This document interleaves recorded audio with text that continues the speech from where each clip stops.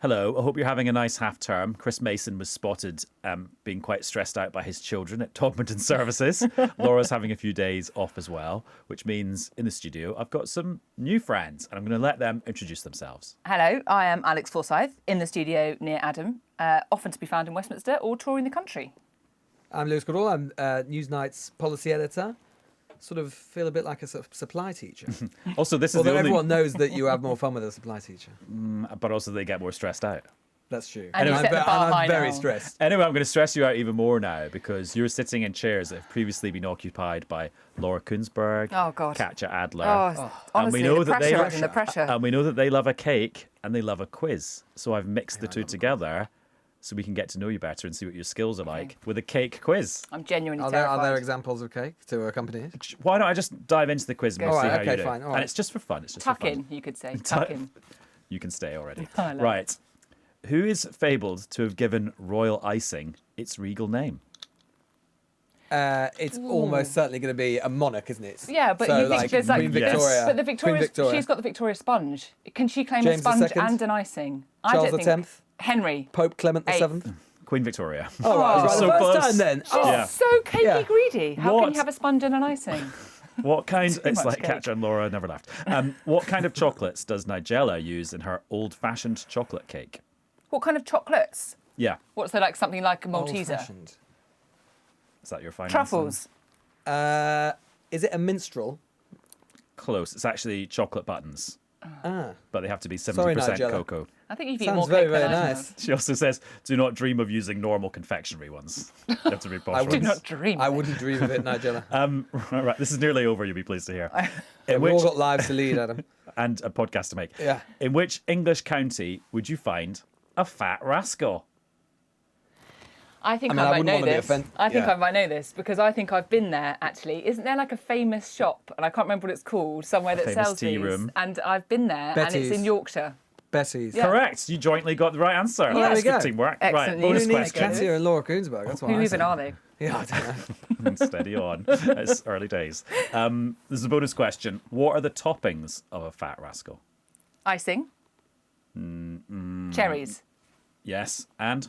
The toppings of a fat rascal. Come on, Lewis, don't Peanuts? let me down. No, you can't have peanuts and cherries. Well, I don't know. I mean, you know. Almonds. Correct. Which I think just puts Alex Forsyth slightly in the lead at the end Whatever. of that. Take it. Katja Adler and Laura Kunsberg Memorial Cake Quiz. Right, now I'm going to quiz you two about things that have been in the news on this episode of Newscast. Newscast. Newscast from the BBC.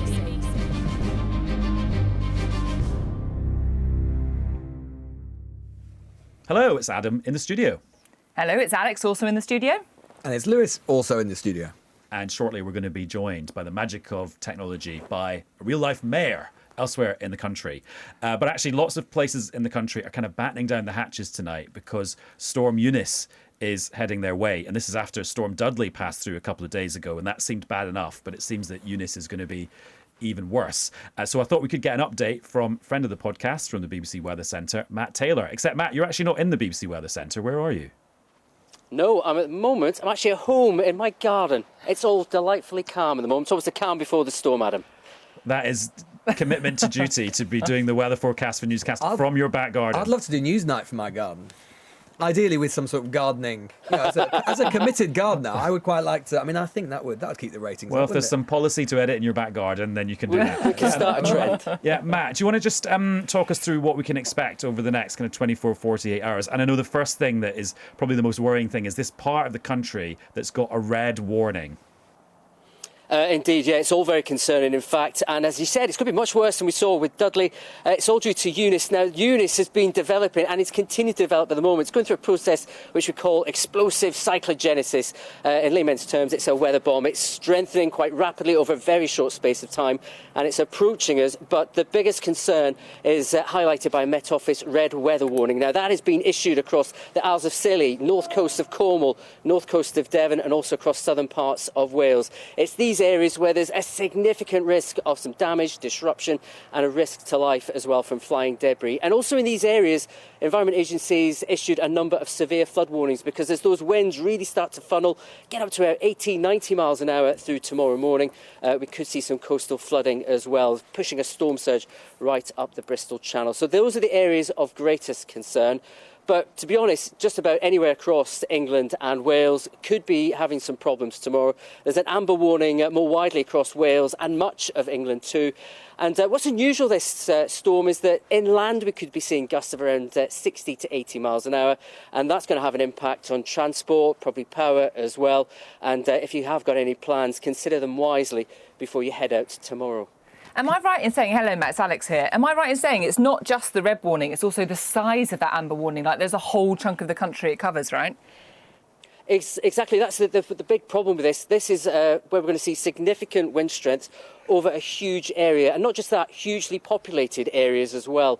And that's going to increase the impact. The same sort of wind strength across the Highlands of Scotland, where there's not much in the way of population, not much in the way of infrastructure, doesn't have the same impact. But when you start to push in more in the way of power lines, trees, also across roads and railway lines, it starts to have that more widespread impact. And to be honest, it could be a pretty dangerous and nasty day, really from first thing in the morning all the way through to beyond the evening rush hour. So it's going to be quite long lasting as well. And even though we've got the red warning out across, or the Met Office has got the red warning out across parts of southwest England, I know they're very closely looking what may happen towards the southeast and across northwest England. So the main thing is, it's not finished yet. As this storm is developing, it can do all sorts of things. It may strengthen a little bit more, may weaken a little bit more. It might slightly change its tact. So that's why it's so important to keep across the forecast right from first thing tomorrow morning too. Matt, it's Lewis here. Could you tell me a little bit more about explosive cyclogenesis? Because I feel I go through that on a daily basis. Yeah. Well, we've all been there, haven't we? Everything develops so rapidly around us. But what happens is there's a really strong jet stream overhead blowing out of North America across the Atlantic. It's like a little ribbon of fast-flowing air, and it's that which helps to push the aircraft, say, from US back over to here quicker than the other way.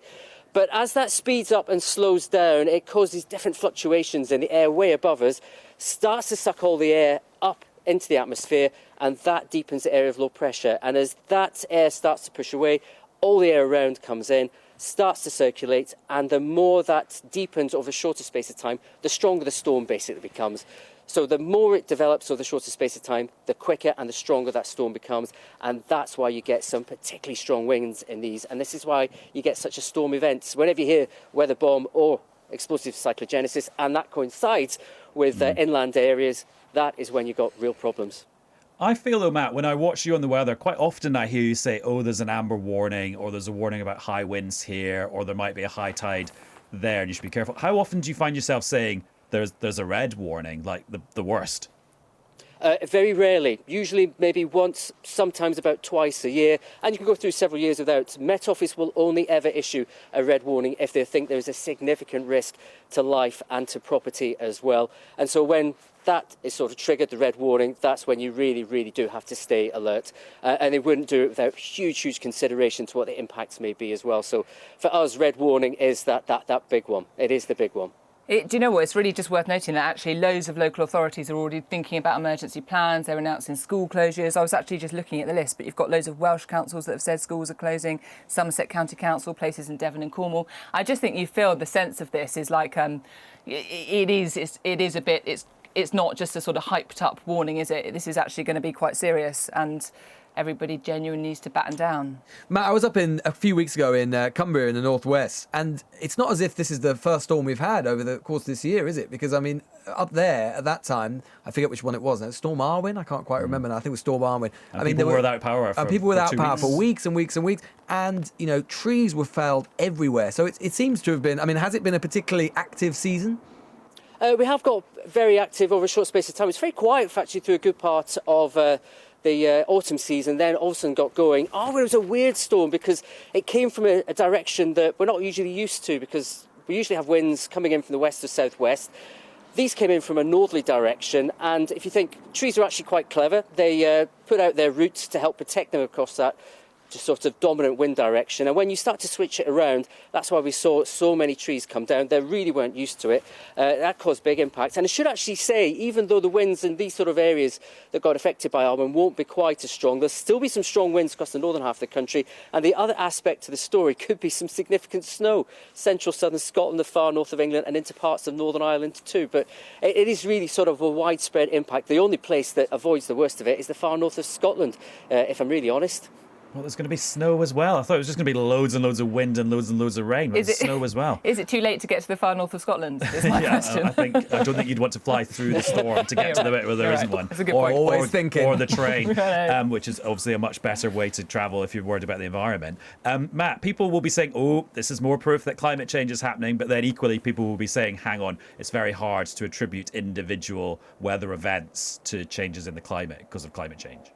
It is indeed, and certainly this event. We see winter storms come through. I think that the big question will be when we start to see them become even stronger, more regular as well. But this is just, for me, a big winter storm at the moment. And that Cabinet Office briefing room A in the basement of the Cabinet Office in Whitehall has been getting quite a lot of use this week because they had a COBRA meeting about Ukraine a couple of days ago, and today there was a COBRA about this storm. Although the Prime Minister didn't go, it was quite a junior minister went. And as we've learned from political history, actually, bad weather can lead to bad politics Massive if people don't feel the government's got a grip of it or didn't see it coming in advance. Floods tend to be the worst one, don't they? Floods, I think, have done for a few cabinet ministers in the past, like a really mishandled, misjudged response to flooding. Because the thing is, this stuff has such a massive impact on people's lives. And I think unless you're in it, and it really is quite extraordinary, a lot of people in London who are conscious that they're going to be affected by this storm are suddenly talking about it in a way that perhaps they weren't talking about Alwyn because it's not on the doorstep. And as a firm advocate of there is a massive world outside of London that I live in, I think it's actually good that people realise these things have a huge impact on people's day to day. And I think the risk with the politicians is when there looks like a disconnect, you know, that whole thing. Who was the cabinet minister that turned up without his wellies to a flood hit area?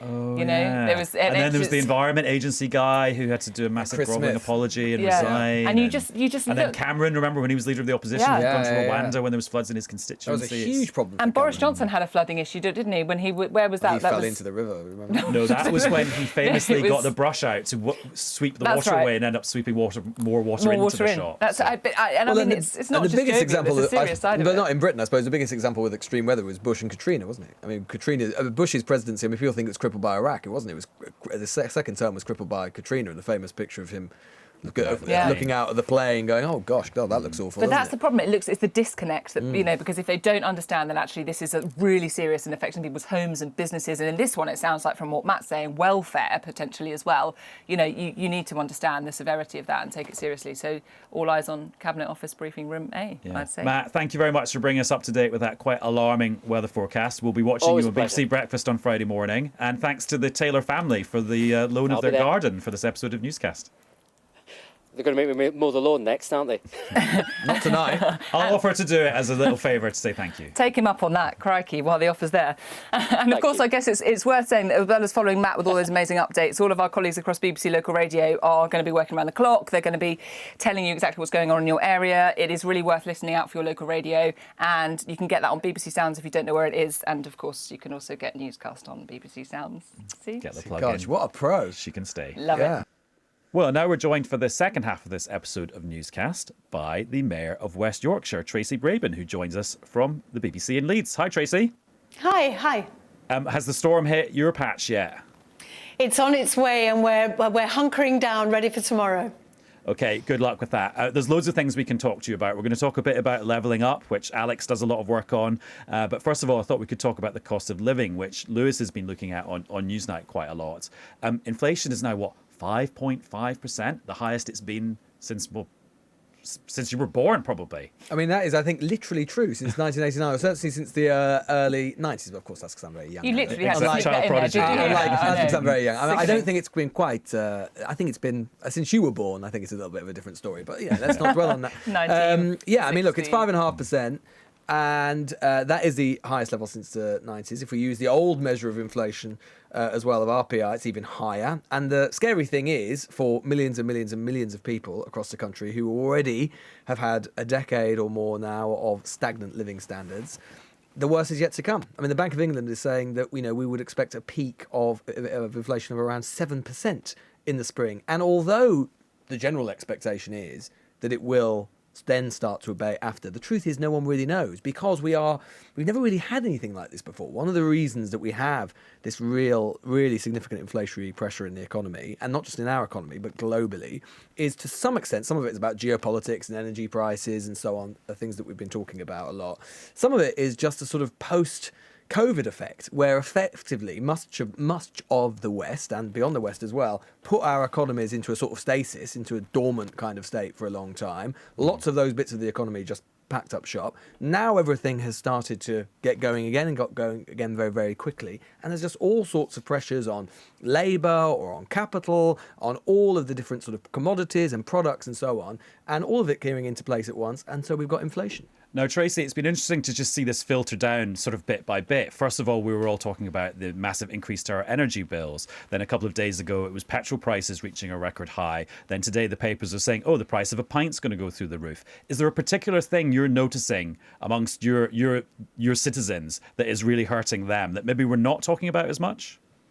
Well, certainly the issue for us is that 170,000 people, working people in West Yorkshire, are being paid under the living wage. So already there are people in work that are automatically now being very stretched with the rise in energy costs, inflation, and of course the Tory tax hike with national insurance. And in fact, only this afternoon I was at a church food bank that on average had 350 maybe food parcels going out a week, 2,000 now, and they have an army of volunteers delivering these food parcels to people without transport. And added to this problem is that we probably will get onto it later, talking about transport and the cliff edge for buses. So we've also got that perfect storm of people with less money in their pocket and potentially no access to get to jobs, training and opportunities.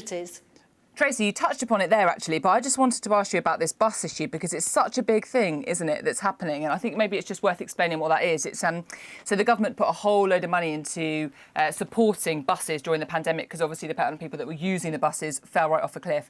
And that money is due to come to an end quite soon, in fact, at the end of March. And so there's a bit of a debate about whether or not they're going to continue that or what they're going to do instead. But Tracy, what's going to be the impact in your area then if that money is withdrawn at the end of March?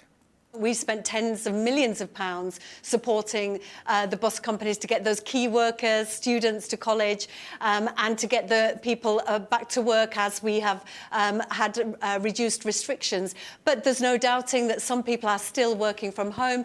We have 25% less footfall on the buses than pre-COVID. However, because government have said that they're not going to continue the COVID support grant for buses, we are seeing bus companies already cutting services. But this is counterintuitive, because we need to get more people on the buses, not just to get back to pre-COVID levels, but to increase bus use. And this is what government wanted to do with their Bus Back Better programme.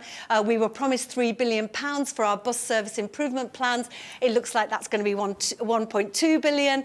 So already our ambitions are going to be reduced. But this is a critical point, which is why myself and the other mayors, cross-party mayors, have written to the Treasury and to government to say you can't have this cliff edge, because absolutely what's going to happen is areas like the 5 towns in Wakefield are not going to have any routes at all. And everybody that used those bus services, they don't have a car, they're on their way to work. We are just going to actually roll back any ambitions for levelling up and transforming the bus network for that London-style network. It's a really critical point for government, and they have to make the right decision. Tracy, what's the number for the bus bailout that you're asking for? It sounds eye-watering, 635 million, but if we don't do it, the cost is going to be even greater. It's going to be an enormous backward step for our communities.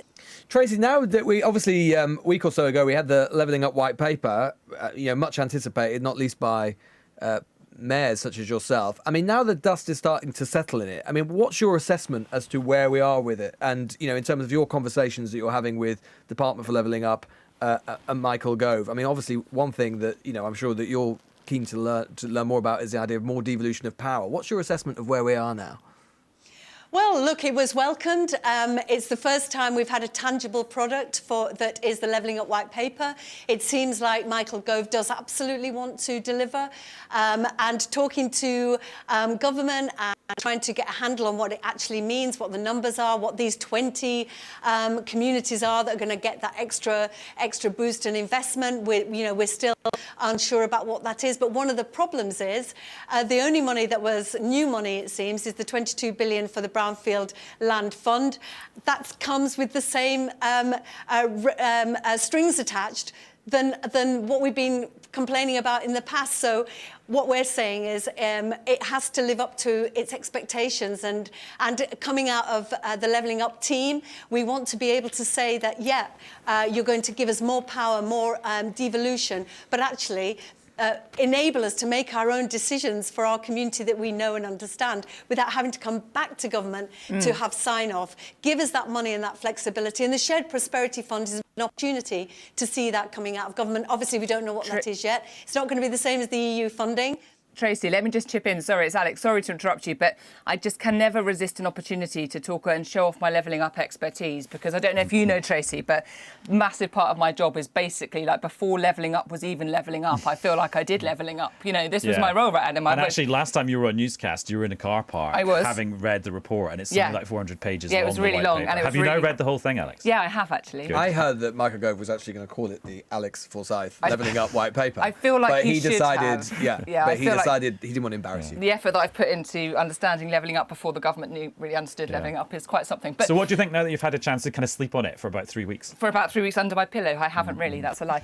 So Tracy, I just want to pick up what you said, actually, because the central thrust of this Levelling Up White Paper is this idea of like meaningful devolution across England in particular. So there's the whole goals about the life improvements, improving educational outcomes. But one of the ways they're planning to do it is this kind of like economic and power shift away from Westminster and the old traditional powerhouses in the south and really handing out power. And obviously where Tracy is the first elected mayor for West Yorkshire, and that is a mayoral role that comes with some power. And the idea is that some of the existing mayors are going to get a bit of a power boost, and there are going to be a whole load of other mayors, these elected mayors as well, and they're closer to their communities and they can kind of have a bit of clout and say over it.